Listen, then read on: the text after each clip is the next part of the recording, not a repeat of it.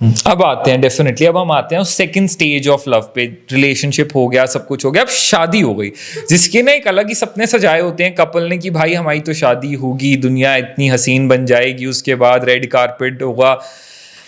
लेकिन क्या शादी के बाद ऐसा होता है जितना हम ड्रीम करके चल रहे होते हैं? सच बताऊं तो होता है, थोड़े टाइम तक ऐसा लगता है oh my God now he is mine, starting का प्राउडली जो बोल हनीमून सकते पीरियड हैं। होता है कितना होता है लगभग आपके 3 हिसाब से? महीने का होता है हनीमून पीरियड। शायद 3-4 महीने, 6 4 ज्यादा खींच के। ज्यादा भी अगर पुकी कपल है तो 6 महीने खींच लेगा, पर उसके बाद रियलिटी जब सामने आती है, रियल आपको रियलिटी एज इन मतलब रियलिटी मतलब आप रियल वर्ल्ड में आते हो, सिचुएशंस आती हैं, फैमिली आती है, खर्चे आते हैं, फैमिली बढ़ाने की बात आती है, दूसरों को रिश्तेदारी को समझने की बात आती है, बहुत चीजें करनी पड़ती है आपको। अभी तो आप गर्लफ्रेंड बॉयफ्रेंड फेज में आपको सिर्फ 2 घंटे साथ में स्पेंड करने हैं, 4 घंटे स्पेंड करने हैं साथ में, फिर आपको साथ में के साथ सब कुछ शेयर करना है। पूरा दिन आदमी बहुत अलग होता है। हाँ ट्रू, एक इंसान से हफ्ते में 2 बार मिलना और एक इंसान के साथ 24 घंटे साथ रहने में बड़ा फर्क है। चीजें बहुत फर्क बहुत होता है। बदल जाती हैं, फिर आपको समझ आता है अरे नहीं ये इंसान तो था ही नहीं जिससे मैं मिली थी, या ये तो वो लड़की थी ही नहीं, क्योंकि हम 2-2 घंटे मिल रहे हैं, हम डेली मिल रहे हैं 7 साल, आप नहीं जान सकते। 2 घंटे में ऐसे 100% प्रायोरिटी दे सकता हूँ, पर जब 24 घंटे की बात आती है तो उसमें वो प्रायोरिटीज मुझे तब फैमिली को, लड़कियां बहन को, डिस्ट्रैक्ट सबको होने देनी लग है। जाती हैं, तब लड़कियों को लगता है यार मेरे लिए ये बंदा ऐसा करता था, ये अब नहीं करता, और लड़के को लगता है यार तू 2 घंटे मिलती थी तो मैं तेरे लिए करता था, बट अब तो मेरे घर की मेरी खुद की बन चुकी है, अब तू कहाँ जाएगी तो अब तो मेरी हो गई ना।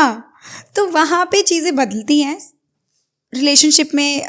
मुझे लगता है स्टार्टिंग में ना 6 महीने के बाद ज़्यादा लड़ाइयाँ होती हैं, समझने के ऊपर लड़ाइयाँ होती हैं, लड़की काफ़ी रोल प्ले कर रही होती है, बहू का भी, भाभी का भी, चीज़ें बदल रही हैं। मतलब यहाँ पे मैं ये कहूँगा पूरा डायमेंशन चेंज हो जाता है शादी के बाद। लड़के के लिए भी बहुत नई चीजें होती हैं, लड़की के लिए भी होती हैं, बट आई फील लड़कियों के लिए थोड़ा ज्यादा होता है क्योंकि वो एक नए इन्वायरमेंट और इकोसिस्टम में आ गए हैं। लड़कियों के लिए 80-85% सब बदल जाता है क्योंकि लड़का अपने घर में ही है।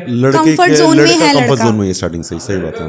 बल्कि और कंफर्ट हो गया बिकॉज उसको एक और पार्टनर मिल गया। उसे कुछ लड़के का कुछ नहीं बदलता, उसे होता है कि अपनी जिम्मेदारी डालने के लिए बल्कि एक एक्स्ट्रा और मिल जाता है कि मैं इसके ऊपर डाल दूंगी, ये कर देगा, मेरा काम कर देगी। लेकिन लड़की के लिए हो जाता है कि यार उसके लिए तो सब कुछ ही नया है, घर वाले नए, 4 दीवारी नई, सब कुछ नया, ऊपर से वो जिस कंफर्ट जोन में थी वो छीन चुका है उससे। हाँ, शादी से पहले जैसे आप चीजें कर लेते थे, अब शायद शादी के बाद वैसे नहीं कर सकते। वो जबान नहीं निकल पा रही होती है कि यार मुझे ये चाहिए, मैं ये कहना चाहती हूँ, मैं करना चाह रही हूँ। कौन है आपके पास कंफर्ट जोन में? हस्बैंड। और अगर हस्बैंड उस टाइम आपकी ना सुन रहा हो देन तो आपकी दुनिया बिल्कुल ही बदल चुकी है। ऐसा होता है हस्बैंड नहीं सुन रहा? ऐसा होता है एक्चुअली कई बार, क्योंकि उसके पास एक अलग प्रेशर होता है, वो आपकी वॉइस बन रहा होता है उस टाइम, है ना, वो अपनी बात। लेकिन फैमिली वाले ये कि भाई अभी 4 दिन नहीं हुए आए हुए एंड यू आर लाइक उसकी जुबान बोल रहे हो, बीच में पिसता है आदमी। चीजें होती हैं ऐसा, आदमी बीच में बहुत पिसता है, घर तो की ये और वाली बीवी की प्रॉब्लम बहुत होती पिसता है। है। ये एक्चुअली एक बहुत वो है। अक्सर मैंने लड़कों से जब भी बात की है तो मैंने कहा हस्बैंड्स के लिए आई गेस एक ये बड़ी स्ट्रगल होती है अपनी वाइफ और अपनी मदर, मेजरली इन 2 पार्टीज के बीच में कोलिजन बनाए रखने की। इसको ना क्लियर, मैंने बहुत ही क्लियर में बस एक ही बात बोली थी शादी से पहले कि देख मेरे घर वाले, मेरी मम्मी पापा तुझे कुछ भी बोले तू कभी जिंदगी में जवाब नहीं देगी, बेडरूम में आके चाहे तो तुझे मार लियो मुझे, पर मम्मी पापा के सामने जवाब नहीं देगी तो मुझे बोल, मैं बोल दूंगा, पर डायरेक्ट बोलेगी। तो अब वो स्टार्टिंग का फेज है, अब तो डायरेक्ट बात कर सकती है, कुछ भी बोले, पर वो नए टाइम पे लगभग 1-2 साल स्टार्टिंग की जब आप एक वो रिलेशन और वो बिल्ड कर रहे हो उस वक्त जरूरी है ध्यान रखना। अब अगर स्टार्टिंग में क्या कि स्टार्टिंग में इसका बोलना शायद घर वालों को बुरा लग जाए कि क्यों बोल रही है, ये तो बहू है, वो एक इमेज बनी हुई है सोसाइटी में, बहू बोल नहीं सकती ये है। होता कि अगर हम अपनी पसंद से लाते तो ये नहीं होती, तब बर्दाश्त हो जाती, ये गलत लड़की ले आया, अब ये ऐसी हो गई वैसे, तो वो चीज भी संभालनी थी, तो चुप रहना था कि नहीं ठीक है। स्टार्टिंग के 2 साल होते हैं वो सबसे क्रूशियल जो होते हैं आपके, बहुत ही बिल्कुल आपको संभल के चलना होता है कि गलती ना हो जाए कि आप अपनी मर्जी से लड़की लाए हो। ये लव मैरिज में ये चैलेंज जरूर है कि अगर आप कुछ भी करते हो तो आप हर तरफ से सुनोगे कि तुमने लव मैरिज करी है, भैया तुम्हारी जिम्मेदारी है, तुम्हारी वजह से हो रहा है। आप तो अपनी लड़ाई भी किसी को नहीं बता सकते, किस मुंह से बताओगे, क्योंकि वो कहेंगे तुमने अपनी पसंद से शादी करी थी। कर ले और कर ले। यही सुन के सोच के ना इंसान को कि चल यार छोड़, अगर बोला तो फिर आपके पास ऑप्शन नहीं है, आपने ऑप्शन दिया ही नहीं पड़ेगी, मतलब कि यार और तो हम किसको क्या बोले। अरेंज मैरिज में लड़ लिए तो कम से कम पेरेंट्स को बोल तो सकते हैं ना कहाँ करा दी मेरी शादी आपने, पर लेकिन अब लव मैरिज में क्या बोलोगे कि भाई अपनी पसंद से लेकर आए, वो लड़ रहे हैं, एक दूसरे पे गुस्सा हो रहे हैं, तो क्या करें, किसकी गलती है?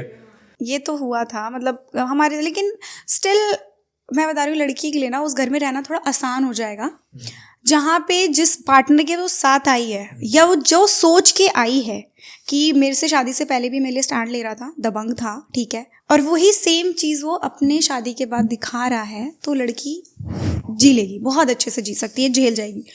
जो कि मुझे लगता है मयंक में है पोटेंशियल। उसने मेरे को हमेशा डिफेंड किया, साथ दिया। ऐसा नहीं है उसने डिसरिस्पेक्ट की अपने पेरेंट्स की, नहीं, कभी नहीं की। उसने अच्छे से संभाली सिचुएशंस को, तो हमने अप एंड डाउन्स झेले और चीज़ें निकल गई। अब जो होता है, अब ये है कि मैं उस फैमिली को समझ गई हूँ, चीज़ों को समझ गई हूँ। स्टार्टिंग में नहीं समझ पा रही थी, बहुत मुश्किल था। कॉन्वर्सेशन में अगर हो रही है तो उसमें मैं हूँ या ना हूँ फर्क ही नहीं पड़ता। अब तो मयंक है ही की तरह मानते हैं अब, ठीक है, शाय है, बल्कि अब तो शाय ज्यादा है, मयंक फिर भी कम है। यही करती है, अब सारे फैसले इसके हाथ में। अब मेरे से पूछा कि हाँ वैल्यू देते हैं फैमिली वाले, चाहे मेरे father in law is a very good person, दिल के बहुत अच्छे हैं, बस वो बहुत गुस्से वाले हैं, एक्सट्रीम लेवल का गुस्सा है उनका, जब आता है तो उस टाइम थोड़े वैसे हो जाते हैं। Otherwise is a very good person. लड़की के लिए माइंडसेट उनका बहुत अच्छा है, बेटियों के लिए, लड़कियों के लिए, तो उन्होंने मुझे काफ़ी अच्छे से रखा। Wow, that is amazing. तो यहाँ Saima, it's like for you कि अक्सर ना लड़कियों के लिए ही ये बड़ा चैलेंज होता है शादी के इनिशियल 1-2 साल तक चीज़ें मैनेज कर पाना, क्योंकि बहुत बार ये प्रॉब्लम आती है गर्ल्स से कि यार हम यहाँ नहीं रह पा रहे, हमसे नहीं रहा जा रहा, ये तो जगह ही बिल्कुल अलग है, हमसे मैनेज नहीं हो पा रहा, हमें इस सबसे बाहर निकलना है। Being a woman who is married now for almost 5 years, what do you feel कि क्या ये थॉट्स सारी लड़कियों को आते हैं, या you feel कि ये कोई स्पेसिफिक केसेस में आते हैं? ये बहुत नेचुरल है ऐसे थॉट्स आना शादी के बाद कि यार ये मैं कहाँ आ गई वाला? नेचुरल है, मुझे लगता है 99% फीमेल्स ये चीज़ फेस करती हैं, बिकॉज सारी लड़कियों के लिए, मैं बता रही हूँ, सारी लड़कियों के लिए, जब वो लव हो, अरेंज थोड़ा एक्सट्रीम हो जाता है, बिकॉज उनके पास वहाँ पे कोई जानने वाला नहीं होता, इवन वो हस्बैंड को भी जान रही होती है ना, बिल्कुल नया है, वो कैसे रिएक्ट करेगा, किस बात पे रिएक्ट करेगा वो।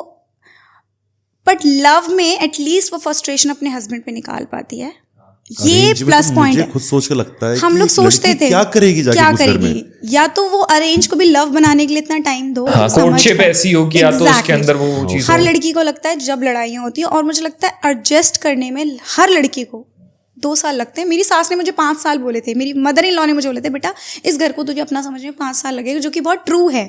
अब मेरी मदर इन लॉ, मेरी बॉन्डिंग काफ़ी अच्छी है, हाँ हमारे कभी थोड़े बहुत अप एंड डाउन होते हैं, बट काफ़ी अच्छी है। हर लड़की को ये थॉट आता है कि यार मैंने क्यों ही करी शादी। आपको कभी ऐसा थॉट आया? बहुत बार आया, कई बार ऐसा आया, तो व्लॉग्स में, कई बार व्लॉग्स के थ्रू, शायद मेरी ऑडियंस जिन्होंने देखी होगी उन्होंने देखा होगा, मैं डाउन साउंड करती हूँ, बहुत लो फील कर रही होती हूँ, बहुत लो साउंड कर रही होती हूँ, बट वही है कि नहीं दिखा पाए हम सोशल मीडिया पे, और दिखाना भी नहीं चाहिए। जितना आप अपनी लाइफ को थोड़ा प्राइवेट रख पाओ, रखना जरूरी है, चाहे लव लाइफ हो चाहे कुछ भी हो, प्राइवेट इज एवरीथिंग, मुझे ऐसा लगता है, बचाने के लिए। तो आया मेरी लाइफ में भी बहुत इस बार फेज आया कि यार शायद मैं ना करती तो मैं ज़्यादा खुश रहती, बट कई बार मुझे ऐसा लगा कि शायद मैंने खुश हूँ, मैंने शादी करी, मैंने वो जो चीज़ चाही वो मुझे मिल गई। दोनों थॉट्स रहे लाइफ में। तो जब ये थॉट आता है, क्योंकि एक्चुअली वो स्लिपिंग पॉइंट ना ये थॉट ही होता है, जब एक लड़की के मन में थॉट आता है ना कि यार अगर ना करी होती ना तो बेटर होता है, आज मैं अपने घर वापस चली जाती हूँ, मेरे से नहीं रहा जा रहा है यहाँ पे, वो जब वो थॉट आता है ना, उस मोमेंट में अगर एक लड़की ने उसी थॉट के अकॉर्डिंग एक्शन ले लिया, सो थिंग्स आर ओवर, अगर हो जाती है। एंड वहीं पे 90% केसेस में ओवर होती हैं। शादी के जो 2 से 3 साल के अंदर डिवोर्सेस होते हैं उनमें यही होता है, द गर्ल इज लाइक कि यार नहीं हो रहा, आई एम आउट। आपके जैसे ये थॉट्स आए, आपने बताया आपको भी ये थॉट्स आए, व्हाट डिड यू डू उस टाइम पे कि यार आप स्लिप ना करो स्लोप पे? कई बार आया, इवन कई बार रिसेंटली हमारी शादी में भी ऐसा कई बार झगड़े होते हैं तो आए, बट एक ही चीज़ दिमाग में थी कि मैंने बहुत स्ट्रगल किया है इस रिश्ते को पाने के लिए। इसने दोनों ने बहुत झगड़े किए हैं, बहुत लड़ाइयाँ की हैं। एक लड़ाई के ऊपर तो खत्म नहीं कर सकते। और अगर मैंने एक बार घर से कदम निकाला तो मैं उस रिश्ते को वापस दोबारा सेम नहीं कर पाऊंगी, तो वो चीज़ नहीं बचेगी, वो नहीं हो पाएगी। हमेशा जिंदगी में कि ये लड़ाई में घर छोड़ के गई थी, फिर वो एक हैबिचुअल हो जाएगा, ना मेरी वो वैल्यू बचेगी, ना मेरा वो रिश्ता बचेगा। ये सोच के कई बार कि यार मैं क्या, सोसाइटी का एक्चुअली प्रेशर होता है, लड़की पे तो होता है, सबका मुझे नहीं पता। मुझे ऐसा लगता है कि मैंने ये फैसला जो लिया है अगेंस्ट सोसाइटी के लिया है, तो मुझे शायद इसको निभाने के लिए कुछ चीज़ें झेल जानी पड़ेंगी, और झेल जाओगे तो थोड़े दिन बाद आप नॉर्मल हो जाओगे कि चल ना, कम ऑन, क्यों गुस्से सोच में रही थी कभी मैं। रिश्ते में फैसला कभी मत लेना। गुस्से में फैसला लेना एक्चुअली में, लेकिन वही चीज रिपीटिवली अगर आपके साथ हो रही है आप हर चीज से बैकआउट कर सकते हो, रिश्ते में लिए हुए फैसले से गुस्से तब में आप कभी back out फैसला कर लो। सकते हो। मुझे लगता है तब आप सोचो कि यार ये चीज ना अब एक बार नहीं, 2 बार नहीं, 50 बार हो चुकी है और मैं अपने आप को बहुत अंडर एस्टिमेट कर रही हूँ। तब उस लड़की को वो फैसला लेना चाहिए, बट स्टिल डिस्कशन बहुत ज़रूरी है पार्टनर से, फैमिली से। तो मैंने बस एक यही चीज़ सोची कि यार अगर मैंने ये अपने कदम आज बाहर निकाल दिए, लड़ाई में मैं चली गई उन लड़कियों की तरह, चल ना छोड़, मेरे को जा रही हूँ मेरी मम्मी के घर, तू आई हो मुझे मनाते हुए, तो मेरा रिश्ता वो बचेगा नहीं। और मेरी इन-लॉज़ की तरफ भी एक अलग माहौल है कि बहुओं को थोड़ा समझना चाहिए, सोचना चाहिए। हमारे घर से कभी ऐसी बहुएं गई नहीं है, तो वो चीज़ें भी थोड़ा माइंड में घर कर गई थी कि यार नहीं, मुझे रोकना पड़ेगा।